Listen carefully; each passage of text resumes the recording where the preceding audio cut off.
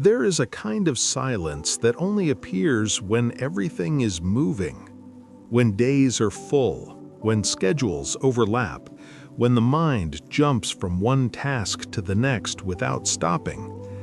It doesn't feel like silence, it feels like momentum. But underneath the activity, there's often something unspoken. Not a problem, not a crisis, just a quiet question that never finds space to form. Being busy has a way of convincing us that nothing is missing, that if we keep moving, we don't need to listen. And most days, that feels comforting, because silence asks for attention, and attention requires slowing down. So the noise continues. Not loud, just constant. From the outside, life appears organized. Work is handled, responsibilities are met, days follow a predictable rhythm. There is stability, structure, a sense of being needed.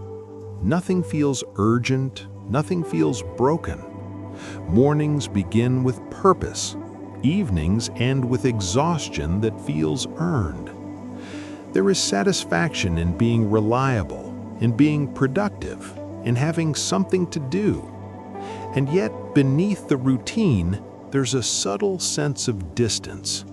Not dissatisfaction, just a feeling that life is being managed rather than lived. Everything has a place. Everything has a reason, except the quiet moments that never quite arrive. It usually begins with something small, a thought that surfaces briefly, then disappears behind the next obligation. A question you notice, but decide isn't worth stopping for. An idea that feels important, but not urgent. There is always something else that needs attention first. An email to answer, a task to complete, a responsibility that feels more concrete. So the moment passes. Not dismissed, just postponed. And postponement feels reasonable. It feels mature. After all, you're not avoiding anything, you're just staying focused. Busy.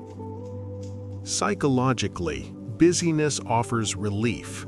It reduces uncertainty. It replaces ambiguity with action. When the mind is occupied, it doesn't wander toward uncomfortable questions. Questions about direction, about meaning, about whether the current path still fits. Staying busy creates the feeling of control, of usefulness, of relevance. It rewards movement, even when that movement lacks intention. The brain prefers activity over stillness because stillness removes distraction. And without distraction, awareness begins to surface.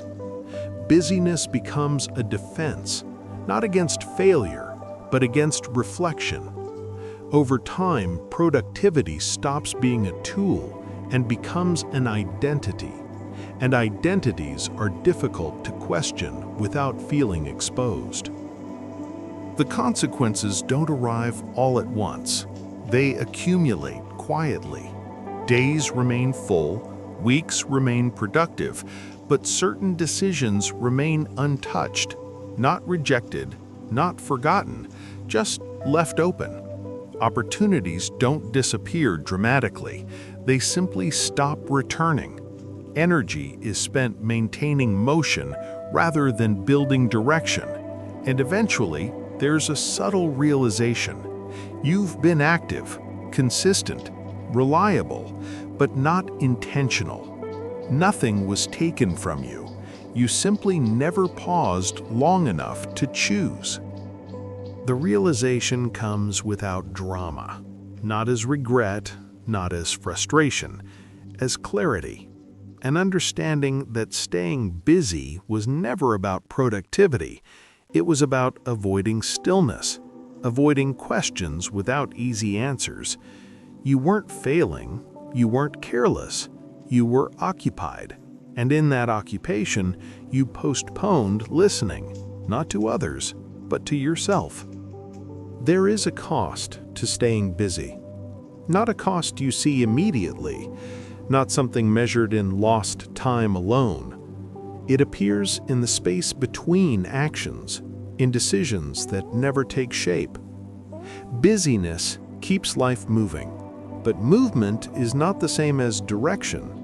Sometimes activity becomes a substitute for awareness, and productivity replaces presence. The danger isn't exhaustion, it's distraction. Because when every moment is filled, nothing is questioned. And when nothing is questioned, choices are made quietly, without consent. Not choosing doesn't feel like a decision. That's why it's so easy to repeat. But over time, those moments of delay shape outcomes just as surely as deliberate action. Silence doesn't disappear, it waits, and eventually it asks for space, not to judge, not to demand, only to be noticed.